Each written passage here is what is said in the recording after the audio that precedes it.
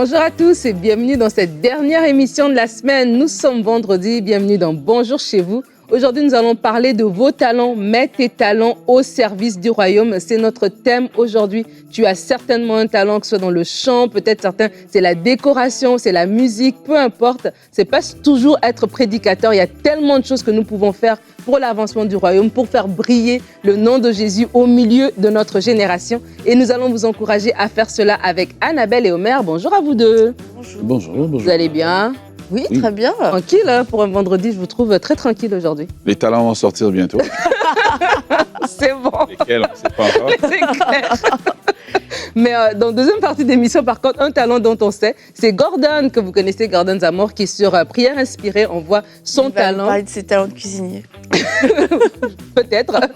Mais il va en faire un beau témoignage qu'il fait. Il a dit, il a mis ses talents au service des hommes et aujourd'hui, il les met évidemment au service du royaume, au service de Dieu. Un très beau témoignage inspirant, je crois, pour chacun d'entre nous, peu importe à l'âge à laquelle on est rendu, de se dire, tiens, est-ce que ce que j'ai, est-ce que ce que Dieu m'a donné, je le mets au service du royaume? On va découvrir ce témoignage en deuxième partie d'émission. Mais pour le moment, on va commencer avec Annabelle dans la pensée du jour.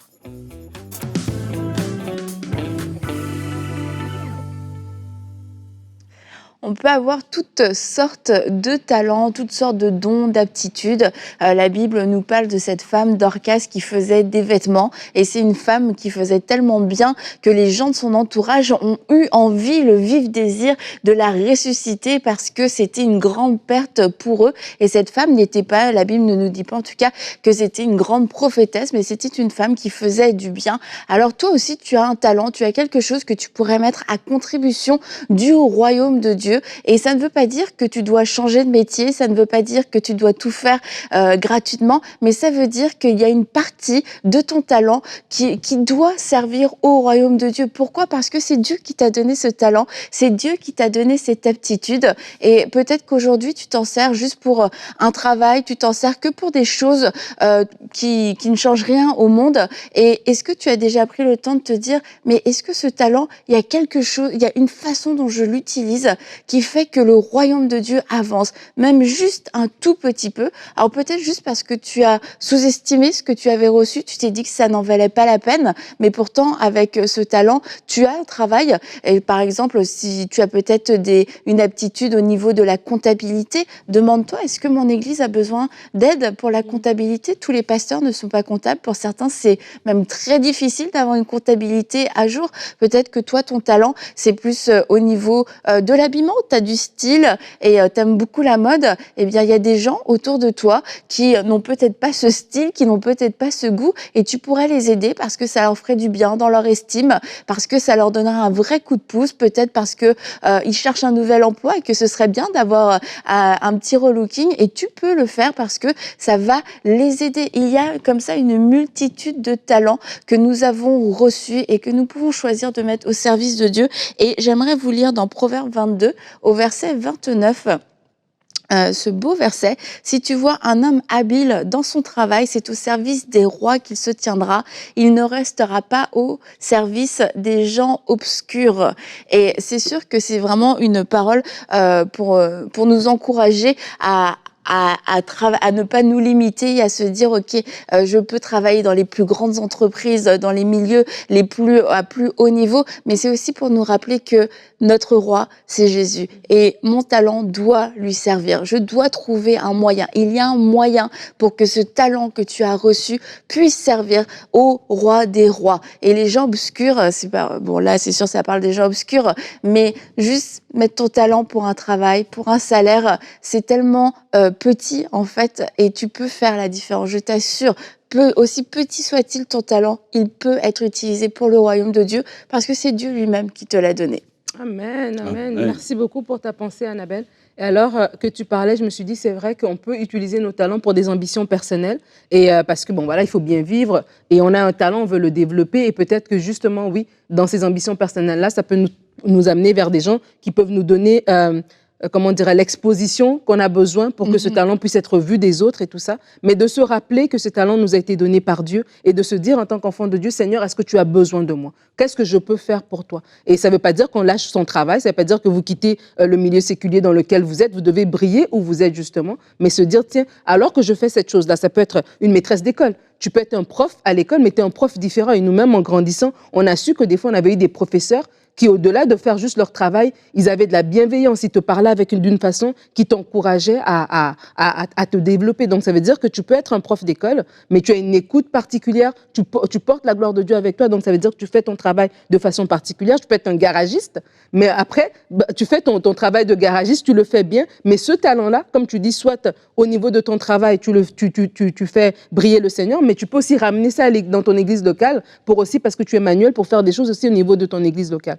Donc, c'est de se dire, des fois, on a des choses qui sommeillent en nous et on les utilise vraiment pour des ambitions personnelles et parce qu'on réussit, c'est très bien. Mais de se dire, tiens, est-ce que le royaume en a besoin et dans quelle mesure est-ce que je peux servir le royaume? C'est peut-être pas être à temps plein, c'est peut-être pas, tout lâcher pour être un pasteur, je ne sais quoi, mais c'est de dire, tiens, dans le domaine, dans le couloir dans lequel je suis, le Seigneur peut m'utiliser. Oui, j'aimerais dire qu'en fait, les églises ont besoin des gens dans plein d'autres domaines que dans la prédication, dans l'intercession, et puis... quel est l'autre domaine populaire Continue seulement. La louange. En fait, je mets mon saut pastoral là-dessus. Les églises en ont besoin. Et j'aimerais dire aux gens, je crois qu'il y a un terme qui est en train de rentrer dans l'église aujourd'hui, c'est le terme bénévole. Moi, je crois que dans le royaume de Dieu, il n'y a personne qui est bénévole, en fait. Parce que Dieu nous bénit quand on le sert. Il dit, vous servirez l'Éternel, il vous bénira. Et je crois que la bénédiction est une récompense de Dieu pour le temps qu'on lui a donné. Et j'aimerais vraiment encourager les gens à amener leur talent, parce que la Bible dit, vous servirez l'Éternel et il vous bénira. Lorsqu'on met notre talent pour dire, Seigneur, tu m'as déjà béni avec un emploi, tu m'as déjà béni, je suis bien, mais ce que j'ai, je te le donne, Seigneur. Il y a toujours un retour qui vient. Ce retour ne vient pas nécessairement en termes d'argent, mais il vient en termes d'autres choses que Dieu juge bon de nous donner, en fait, juge bon d'apporter dans notre vie. Comme ça, on ne va pas aller servir dans le royaume de Dieu avec vraiment la mentalité du monde, que si ce n'est pas en termes monétaires, mais comme tu as dit, mettez juste au service de Dieu, Seigneur, je le fais parce que je t'aime. Et Dieu lui-même saura comment est-ce qu'il faut vraiment s'occuper de nous. Et voilà, j'aimerais vraiment encourager chacun d'entre nous parce que le royaume de Dieu a besoin de vous. Est-ce que vous allez vous lever et le servir? Moi, j'ai entendu déjà j'ai vu plusieurs témoignages de personnes qui, par manque de temps, par manque aussi quelquefois d'envie, ne voulaient pas donner plus ou ne voulaient pas faire plus pour leur église ou pour l'œuvre de Dieu en général, parce que on a tous des vies occupées. Et puis un jour, ils se sont dit, ok, quand même, je vais le faire. Leur cœur était travaillé. Et dans plusieurs cas, j'ai vu des gens qui ont eu des déblocages. Ils ont eu des promotions, une maison qui a été vendue, un dossier qui était bloqué. Et en fait, c'est des choses comme ça. Tu te dis, c'est comme disait Omer, c'est que il y a un retour sur investissement. C'est pas, on le fait pas pour ça, mais le fait de pouvoir se mettre au service de Dieu et de lui faire confiance de cette façon-là, en fait, on va voir que ça va avoir des impacts positifs sur notre vie. Et on a quelquefois cette retenue de donner notre talent à Dieu pour le service, parce qu'on se dit, je vais encore perdre du temps, ça va encore me demander de l'énergie. Mais en fait, Dieu, dans sa bonté, il arrose largement ce service. Et toi, tu as l'impression que tu vas donner 2 heures, mais en fait, Dieu va t'en faire gagner 10 parce qu'il s'est occupé d'un dossier qui allait te prendre plein de temps. Et c'est d'avoir se rappeler, d'avoir cette mentalité à la fois de foi en Dieu, mais aussi cette mentalité de service. On n'est pas venu sur cette terre pour se servir et pour juste profiter de ce que Dieu nous a donné. Nous aussi, on a quelque chose à donner, et autant je suis pour le bien-être et l'équilibre, comme vous le savez, mais je crois que aussi c'est bon de servir Dieu, et que oui, servir Dieu, quelquefois, ça demande un sacrifice. Et quand on a un talent, et là par rapport peut-être plus à l'église locale, quelquefois je trouve ça dommage parce qu'on a des gens les plus compétents dans l'église, mais qui refusent de mettre leurs compétences de haut niveau au service de l'église parce qu'ils ont déjà tout donné ailleurs. Et après, comme on le dit, on ne demande pas aux gens de changer de travail et de tout abandonner. Mais quelquefois, juste tu fais 1 heure de formation dans la semaine, en fait, tu vas former d'autres gens compétents, et ça va avoir un impact impact, un impact sur l'évangile et de pas être égoïste en fait avec ce que Dieu nous a donné et de pouvoir le partager et par la formation, par le temps et aussi par l'exercice de notre don. Et David était une personne très occupée, hein, très occupée, avec déjà une grande famille à gérer. Et puis il avait toutes les guerres qui menaient à gauche, à droite. Mais un jour, il a eu à cœur de faire un peu plus. Et ce qu'on demande aux gens, c'est de faire un peu plus. Il a eu à cœur de faire un peu plus. Et dès qu'il a eu juste l'intention, Dieu est venu lui dire, puisque tu as eu l'intention de me bâtir un temple, de t'occuper de moi, de t'occuper de mon royaume, de t'occuper de mon œuvre, Dieu dit, je te bâtirai une maison. Dieu est entré dans les affaires de David parce que David est entré dans les affaires de Dieu.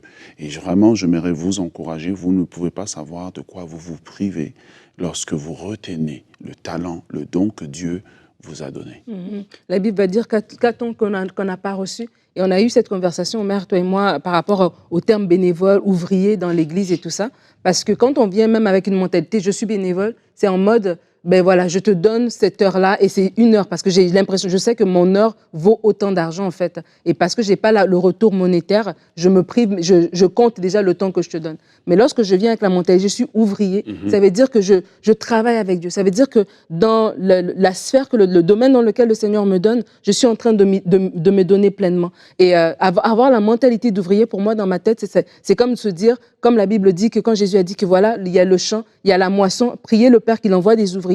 Ben Seigneur, je suis cet ouvrier qui vient, qui va donner mon talent. Peut-être je travaille en RH dans ma vie de tous les jours. Ben j'arrive à l'église, je peux voir, ok, comment est-ce qu'on peut restructurer les choses, comment est-ce qu'on peut restructurer les départements, etc. Peut-être comme tu as dit par rapport à la comptabilité, ben je donne ce talent-là à l'église pour 1 heure, pour 2 heures, peu importe le temps que je peux donner, mais je donne le meilleur en fait. Et je crois que lorsqu'on a cette optique, Dieu se sert de nous en fait, et même ce qu'on va faire dans l'église locale ou ce qu'on va faire même de façon bénévole, j'ai envie de dire, dans notre association, peu importe, de façon gratuite, Dieu va nous bénir aussi dans notre travail de tous les jours. Parce qu'il y a des choses qu'on va apprendre quand on va être en train de travailler dans l'église ou en train de travailler pour notre prochain, qui vont nous aider aussi dans notre travail de tous les jours. Et vraiment de se dire, Dieu a mis quelque chose en nous, il nous l'a donné gratuitement. Vraiment, il y a des gens qui ont une capacité de faire, que ce soit la déco, que ce soit la pâtisserie, que ce soit les vêtements. Il y a des gens qui ont vraiment un talent, c'est naturel en eux. Bien sûr, ils le travaillent, ils le développent, mais c'est naturel en vous. Donc ça veut dire que vous l'avez obtenu sans faire d'efforts. Alors, à combien plus forte raison, alors que Dieu vous a tout donné, de se dire, qu'est-ce que je peux faire? Et je suis sûre que le Saint-Esprit va venir répondre à votre cœur pour vous dire, regarde, ton pasteur a besoin d'aide. Peut-être regarde dans ton quartier, il y a telle chose que tu peux faire et tu vas voir que je vais t'aider alors que tu brilles pour moi. Ben, c'est des âmes aussi que tu vas toucher. Peut-être tu ne seras jamais prédicateur pour prêcher devant tout le monde ou évangéliste pour te tenir au coin des rues, mais alors que tu mets ton talent à mon service, je veux t'utiliser et je veux aussi me glorifier en fait à travers cela. Et c'est pas toujours, c'est vrai, il faut le dire, il n'y a pas que l'église locale où on peut mettre notre talent. Moi, je pense à mon beau-frère qui bricole, il fait plus que bricoler d'ailleurs. Et une fois, je lui ai dit, mais ce serait quoi ton rêve? Il dit, ce serait d'avoir une camionnette et d'aller aider tous les gens qui ont besoin, installer un robinet, une douche et tout. Commence par moi. Je te fais un appel. Mais en fait, et lui, dès qu'il entend, je sais pas, genre une mère monoparentale, un truc comme ça, en fait, il va aller aider pour ce genre de choses parce qu'il se dit, tu vois, c'est ce que je peux bien le faire et ça va tellement aider cette personne. Et tu parlais dans les quartiers, j'ai entendu il y a pas longtemps quelqu'un qui allait ouvrir comme un espèce de garage de voitures un peu communautaire, je sais pas trop, parce que aussi pour des personnes à faible revenu, mais aussi des femmes seules qui souvent se font avoir avec des diagnostics pas possibles, des réparations. Donc voilà, c'est autant de façons où on peut mettre notre talent au service de Dieu pour gagner des âmes, aider nos frères et sœurs et aider l'Église. Et dès que c'est au service de Dieu, et ça je le répète, Dieu rentre dans l'affaire en fait. Et puisque tu as eu à cœur les autres, puisque tu as eu à cœur de faire du bien, moi aussi Dieu, je veux te faire du bien, je veux m'occuper de toi. Et ça c'est vraiment le message qu'on veut passer aux gens, que ce soit dans l'église locale ou dans quelque chose que Dieu vous a mis à cœur. Tant que c'est Dieu qui est en avant, il va rentrer dans vos affaires, il va s'occuper de vous. Amen. C'est gratifiant de servir le Seigneur, c'est gratifiant de mettre notre talent à son service. Et on va découvrir justement le témoignage de Gordon dans la rubrique « C'est mon histoire ».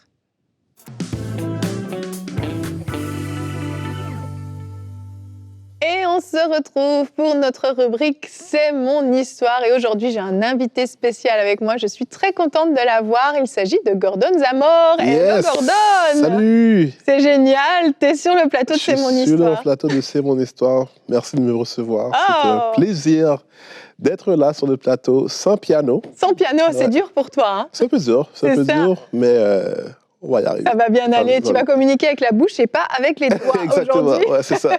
Vous l'aurez reconnu, hein, Gordon, qui est donc le pianiste de l'émission Prière inspirée, mais aussi de toutes les émissions de louanges qu'on peut faire. Ouais. Et puis, bien sûr, d'atmosphère de prière. Hein, beaucoup de gens prient en t'écoutant.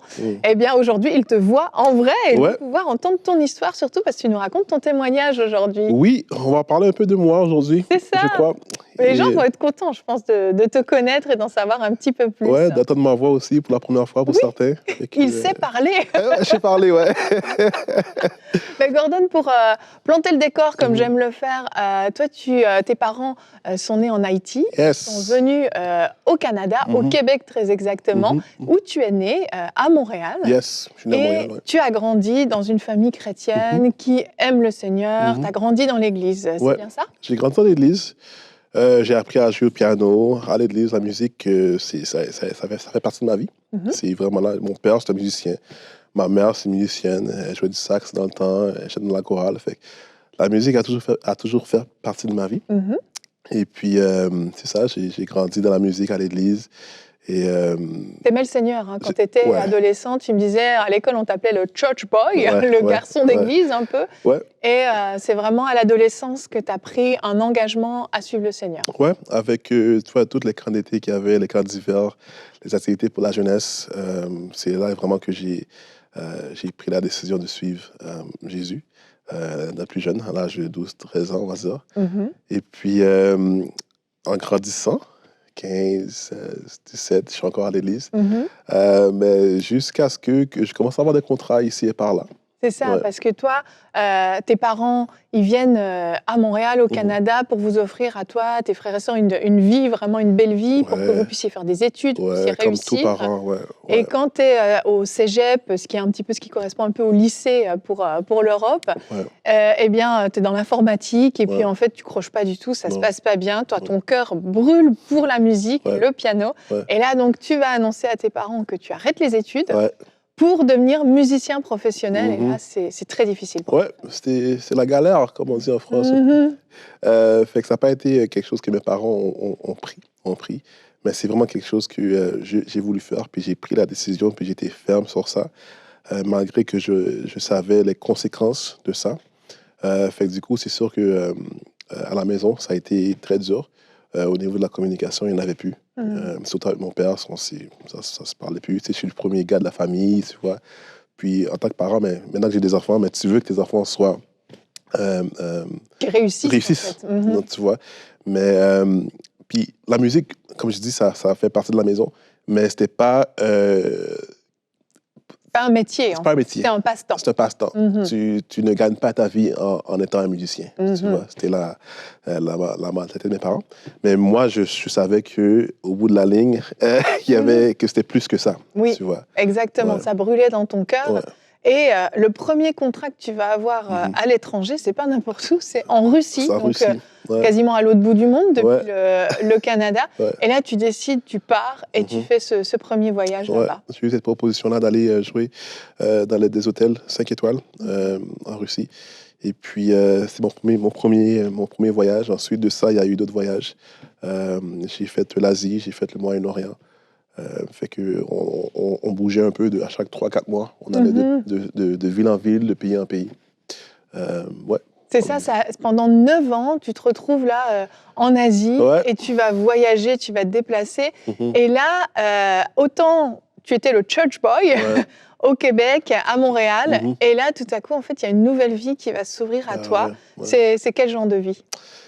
Et je dirais que le nightlife style. La vie de nuit. La vie de nuit, OK. C'est sûr, tu sais, que où est-ce que je jouais, c'était des boîtes de nuit de classe, tu vois. Et fait que c'était... l'alcool était là, les On filles... voit des photos de toi défiler à l'écran. J'aime ton look. Oui, messieurs, dames, celui avec les dreadlocks, c'était bien Gordon. C'est moi. J'avais des cheveux aussi avant. Je n'ai moins maintenant aujourd'hui, là. Mais j'avais des cheveux avant. Mais c'était le nightlife. Il y avait les filles qui étaient à la portée de ma main. Tout était... devant toi, en fait, à portée de main. Ouais. Et là, justement, c'est une vie à laquelle tu n'avais jamais goûté. Non. Et au début, tu me disais, tu aimais vraiment ça, aller dans les boîtes de nuit, l'alcool, les filles, tout ça. C'était un monde qui te plaisait, tu découvrais quelque chose de nouveau. Tu te sentais bien là-dedans? Je me sentais bien, je me sentais cool, privilégié. Je suis dans un pays inconnu, je me fais payer pour être là. Et puis, j'avais du monde que je ne connais pas, alors je fais ce que je veux, je fais n'importe quoi. Tu vois? Fait que c'était quasiment la débauche, quoi. Oui, complètement, c'est ça. On voit les photos, on a du mal à te reconnaître. J'avoue, j'ai ri quand je t'ai vu. Ouais, cette photo-là, c'était... je me rappelle, j'étais à Beijing. En français, c'est Pékin. En Chine, et puis il y avait une petite fête là, des années 70. Et puis, cette nuit, c'était une partie... c'était mon look pour cette nuit-là. Puis, c'était dans un club, puis il y avait beaucoup d'alcool, beaucoup de filles, puis c'était le party. C'est ça. Et puis, c'était ta vie à ce moment-là.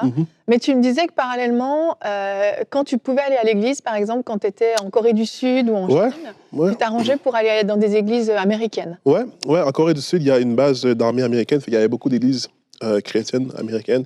Parce que, tu sais, Evelyne, j'avais toujours quand même ce manque-là, ou cette soif de l'église, ou bien de prier, des fois, même même s'il y avait ça autour de moi, mais il manquait ça. Excuse-moi, il manquait ça.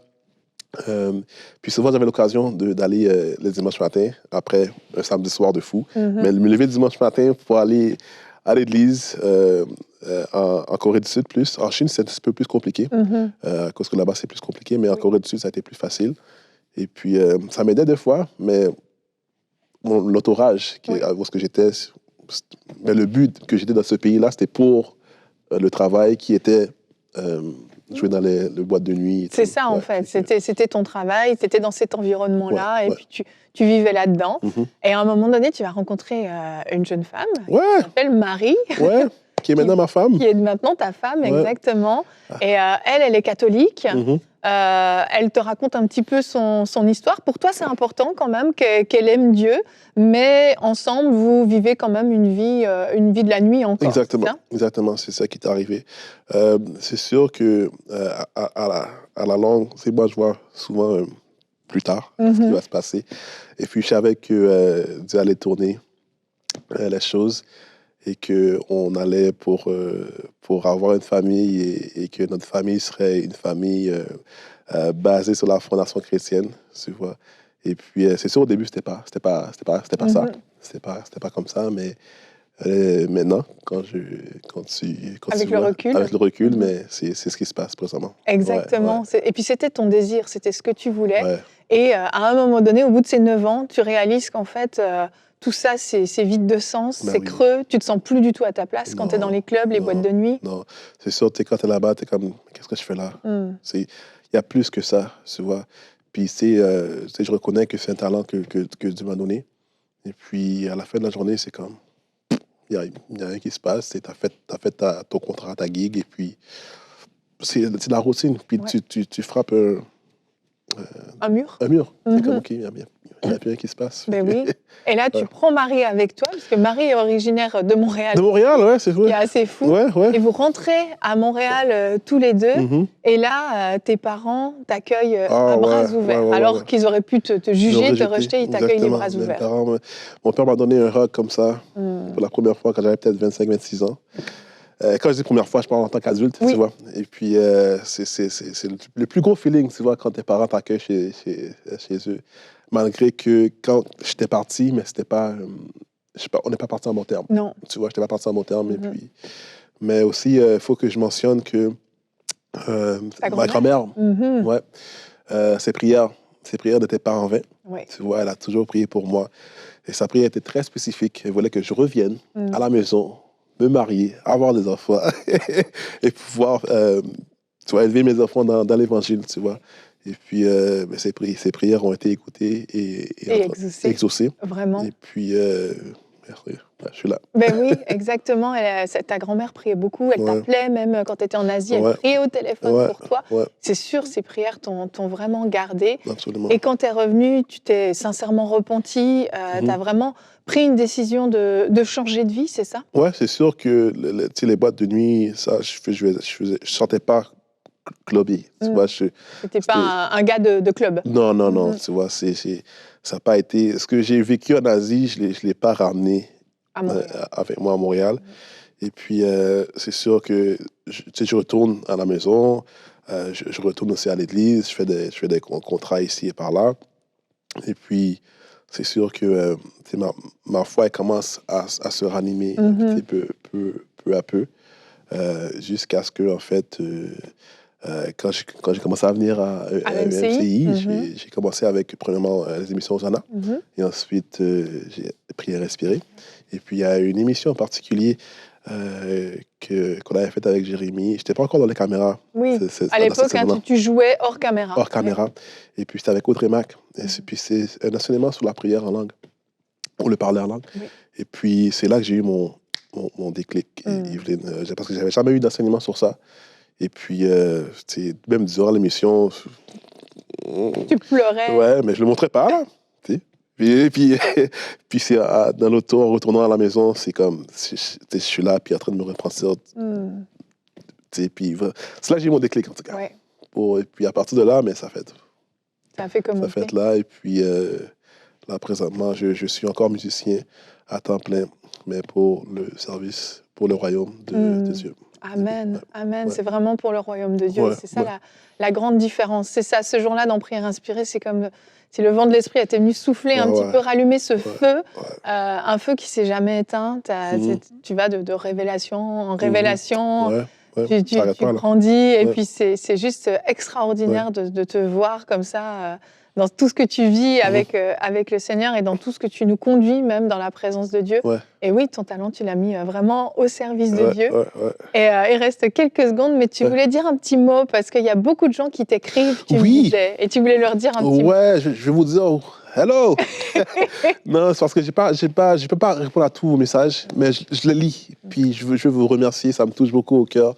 Je sais qu'il y a beaucoup de musiciens qui écoutent Prier et Respirer ou bien les émissions. Il y a beaucoup de jeunes musiciens qui continuent à, pratiquer et puis prier. Prier. Et puis, c'est ça. Salut. C'est génial. Je sais que tu voulais dire ce petit mot. Et vraiment, je veux te remercier, Gordon, d'être venu témoigner, mais te remercier aussi pour tout ce que tu fais, pour le royaume de Dieu, pour la francophonie, mais pas seulement la francophonie. C'est ce qui est génial avec un piano. C'est que c'est multilingue. C'est vrai. Et je sais que les gens sont vraiment bénis. Tu es une bénédiction pour le royaume de Dieu. Alors, merci beaucoup, Gordon. Merci de me recevoir, Evelyne. Yes! Avec plaisir. Merci Gordon, yes, il l'a fait le témoignage, un beau témoignage et on remercie le Seigneur que Gordon a mis son talent au service du royaume. Nous sommes tous bénéficiaires de cela. Et pour terminer cette émission, j'aimerais vous partager notre verset du jour qui se trouve aujourd'hui dans Jean 17. Jean 17, les versets 4 à 5. Jésus dit, « J'ai révélé ta gloire sur la terre, j'ai terminé ce que tu m'avais donné à faire. Maintenant, Père, révèle toi-même ma gloire auprès de toi en me donnant la gloire que j'avais auprès de toi avant que le monde existe. » Et Jésus a dit cette parole alors qu'il arrivait à la fin de son passage, de son ministère sur la terre, alors qu'il allait vers la croix pour dire, voilà, j'ai fait ce que tu m'avais demandé de faire. Maintenant, Père, glorifie-toi. Et alors qu'on vous encourage à mettre votre talent au service du royaume, c'est aussi de faire cette prière. Seigneur, voilà, j'ai mis mon talent à ton service. Glorifie-toi alors que je fais ce que tu m'appelles à faire. Comme on l'a dit dans les exemples qu'on a mentionnés tout au long de cette émission, peu importe le domaine dans lequel Dieu vous appelle à le faire, priez tout simplement, Seigneur, j'ai répondu à l'appel, j'ai été obéissant. Glorifie-toi maintenant et que ce talent puisse toucher des âmes pour ta gloire. Alors, nous vous souhaitons un excellent week-end. Merci Annabelle d'avoir été là. Merci Omer. Merci à vous tous d'avoir été là cette semaine. Soyez bénis. Passez un excellent week-end dans la présence de Dieu avec vos amis, vos familles. On se retrouve lundi pour des nouvelles émissions de Bonjour chez vous.